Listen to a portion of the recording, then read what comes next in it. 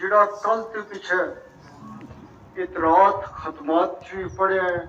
100 के ऊपर 90 के ऊपर कुरान शरीफ की तिलावत लोगों ने करी है। उन्होंने 12 में कुछ ने कठुआ में करी, कुछ ने रजौरी में, कुछ ने पुंछ में। सूरत यासीन शरीफ पढ़ी गई और कलमात तो दरूद व अस्कार हो। इस एक खैरात की गई इस लंगर के बिच। इस सारा का इनको स्वाब है मेरा मौला पाक मारा पैगंबर आखिर ज़मान प्यारा नबी हुजूर सल्लल्लाहु अलैहि वसल्लम ने बचा है मेरा मौला पाक इसको स्वाब उन्होंने बचा